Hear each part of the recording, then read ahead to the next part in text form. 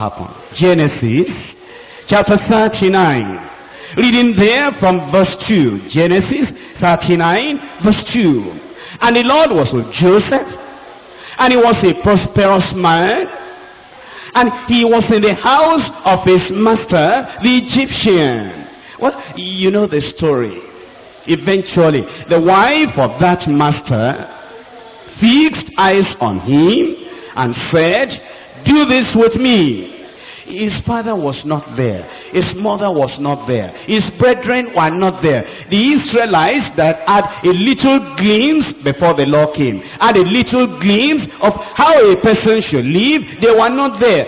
He was alone. No church, no district, no house fellowship, no complete Bible to read, no cassette to listen to, no counselor, nobody to encourage him, nobody to pray with him as a prayer partner. And he was there 13 years without any fellow believer encouraging him in the way of the Lord. And yet the man said, "How can I do this and sin against my God?" And this woman pestered him day after day. And this young man, he had not known a woman, and biologically his body will tell him, growing older and older, he was getting near 30 years of age. But he said, "No, master will not know, all the other people will not know, daddy will not hear about it, so he will not be disappointed, nobody will know, but there's a God in heaven that is watching me, and he knows when nobody will know. I cannot do it." Think about the holiness of this man. Eventually the woman became desperate and caught hold of him and said, "You must." And the man left his clothes in her hand and ran away. Then the woman turned around and cried out, "Hey, see, insult upon injury. This slave that they bought with money came to us here as a sweeper of the ground, as a house servant. See, he came to misuse me, mess me up. When I cried, then he ran out." If you were as deeper as you are, will you not go to the press and publish something in the press so they don't spoil your name? Holiness closed his mouth. The master came back, and the wife said, "You see what you have done? You see this slave you brought in here? He wanted to mess me up, and when I cried, because I'm a faithful wife, holy, righteous wife, you know me, husband, that I will never do anything. This boy, he wanted to spoil my faithfulness and loyalty to you, my husband." The man was even so angry, he didn't ask any question, just took Joseph. And Joseph didn't complain, and Joseph didn't grumble, and Joseph didn't fight, and Joseph didn't report to anybody.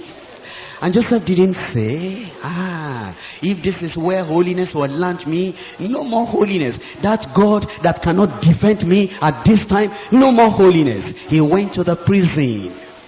And when he was in the prison, he didn't tell the jailer, "I'm innocent, I'm a good man." He just kept on walking in his way. All the lies they told about him, told against him, all the lies were there. He will not open his mouth. He will not change his character. This is holiness. This is holiness. And then they brought two servants there. He woke up in the morning and he saw those two servants. And those two servants were sad on their facial appearances. If you are sad, what are you sad about? "I have my own cross I am carrying. I have my own burden I am bearing. I have my own problem I have not solved." If you are sad, that's your business. But no holiness. Oh, he said, Why are you sad? Why is your countenance turned down? Oh, they said, we had a dream. I had mine, he had his, and there's nobody to interpret for us. Oh, he said, does not interpretation come from God? Forget about yourself and concentrate on him. Are you suffering persecution? Have they accused you wrongfully of something you didn't do? Did somebody stand here at the pulpit and pointed at you and accused you wrongly? Are you going to drop your holiness because of that? Go and ask Joseph. Oh, he said, does not interpretation come tell me your dream?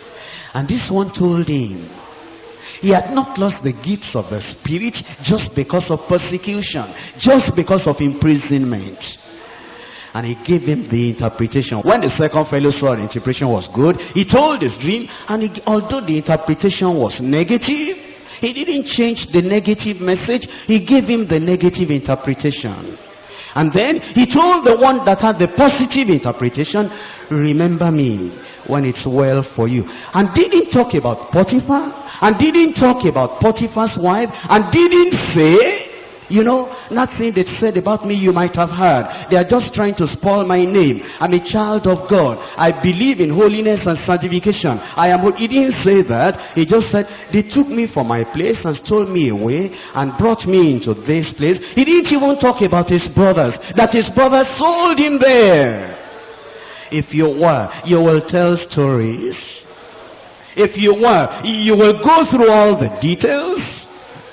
That I'm a good person. You will use the pulpit, you will use the press, you will use the people, you will use your friends, you will use everybody to show that you are righteous and holy. This discipline is not just. Joseph didn't do that. Just remember me when it's good for you. And that man came out, and as he came out, and he restored him to his place. And then they hanged the other man. He forgot about Joseph. Holiness. The people you do good to, not everybody will remember you. The people you help, not everybody will remember you. They have forgotten me so soon. All right? You know, in this world in which we're living now, goodness doesn't pay anymore. Helping people doesn't pay anymore. Sacrificing your life, your money, everything you have, and putting your life on the line, helping people, it doesn't pay anymore. I'm not going to help anybody anymore. Not Joseph. He continued in the prison like that. The time of God is the best. If that man forgot me, and I'm still here, it's because it's not the time of the Lord yet. He wasn't angry. He didn't fight God. He didn't ask any question. Why? Then, 2 years after, you understand, 2 years? 730 days. And every day that Joseph woke up, this man did not remember me. This man did not remember me. Then Pharaoh had a dream. And then the man said, when they couldn't find interpretation, I remember my fault this day. There is one of the Hebrews. He's in the prison. Then they brought him out. And as they brought him out, he shaved his head. He cleaned up. He must be his best to even serve the king of Egypt. And he told him the dream, and he gave the interpretation. And then eventually, they said, can we find anybody having an excellent spirit like this, that will be able to handle this thing? And they promoted him. And Pharaoh said, you are next to me, above Potiphar, above the wife of Potiphar. Holiness. If it were the holiness of today, no condition is Tell me. No condition is permanent. Potiphar thought he is up there. I am down there. Throw me in the prison. Here we are now. The table has turned. I am up there. Potiphar is down there. First of all, why for Potiphar? Where are you? Oh, okay. Guards, lock her up. You reap what you sow. Potiphar, you didn't check up whether that story was true or not. Lock him up. Did Joseph do that? And then his brothers came to buy food. Here they came. And he knew them. They couldn't recognize him. He didn't speak in their language. He spoke in the Egyptian language with an interpreter. And while they were going, he gave them all the food they wanted, and he told the servants, put their money back into their bags. And as they got to the inn, lo and behold, as they opened their bags to give provender, feed to their animals, everyone saw their money there. Joseph. But Joseph, he was holy and wise. And the combination of holiness and wisdom is very important. So that they will come back, he delayed one of them. And so when they got back home, one of them was missing. And then, so that he will see his junior brother Benjamin, he said, that Benjamin, if you don't bring him back, you will not see my face. And eventually, you know the story. They brought Benjamin back. And he saw Benjamin. He remembered. The milk of human family love. He wanted to cry. So he rushed out, went to cry, washed his face, and came back. Eventually, he told all the Egyptians to go away. He said, I am your brother. I am Joseph, whom you sold into Egypt. Is my father yet alive? No. Don't accuse yourself. You didn't do it. God permitted it. All things work together for good. For them that love God. To those who are called according to his purpose. Benjamin, you recognize me now? I'm your senior brother. Judah, Reuben, Simeon, Levi. How are your families now? And your children? How is daddy? Can he still walk? See this famine. Go back and get your family. I will feed you free of charge. I will not punish you. Benjamin, tell my father that his son, beloved son, is still alive. They couldn't talk. They went back home. They told their father, Joseph is still alive. He couldn't believe. And the Lord came to him in a dream. And he said, Jacob, go. I will be with you. He got there. And Jacob saw Joseph, embraced him. They wept on one another. And Jacob said, now I can die. I have seen Joseph. And Joseph never told his father, Daddy, what did they say happened to me? These, my brothers, were the people that sold me. He never told his father until his father died. And when his father died, they buried the father with a great mourning and lamentation. Then they came back. And all his brothers said, now, Jacob our father is dead. This Joseph, what he could not do when daddy was alive, he's going to punish us. And they all went to Joseph and said, they were prostrating. He told them many years ago, we were in the field, and we had sheaves, and all the sheaves bent down, lay down, and mine was standing. Are you going to reign over us? The same became fulfilled. They lay before him, and they said, your father said before he died, don't count the iniquity of your servants, anything else. What are you talking about? Are you still remembering that? I have forgotten that. Am I God? I will not touch you. That is holiness. If God can do it for them in days of old, what are we doing with hatred in our heart? You want to revenge. Why? Let God make us holy and righteous. Let's live like a family. And whatever Levi did, Judah did, Simon did to hurt you, you are in the prison. Why do you remember that?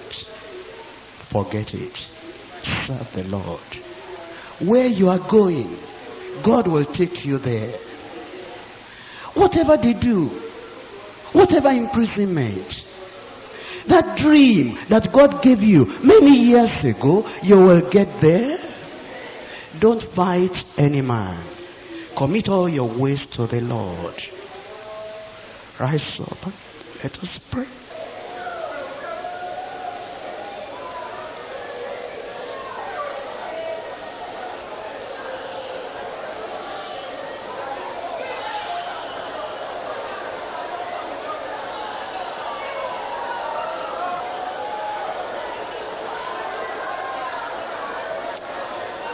Let the Lord touch our hearts. Let the Lord make us sanctified and holy.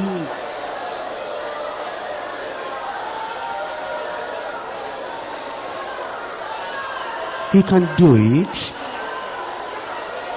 He did it for women and men of old. He can do it for us.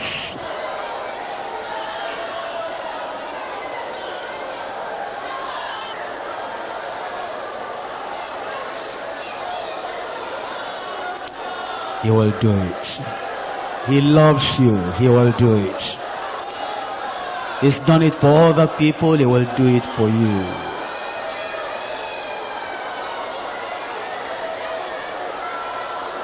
Why are you going to hate anybody? You are a child of God. Whatever they did, they didn't understand. Forgive them, Father.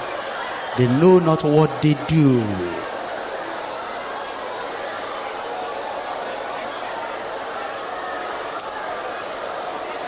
Let him sanctify you. Let him make you holy.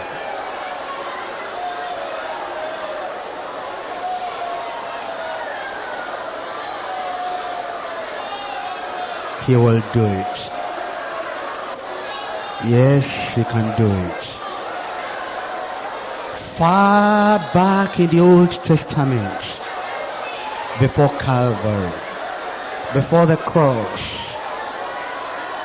it was done. Now on this side of the cross, he will do it.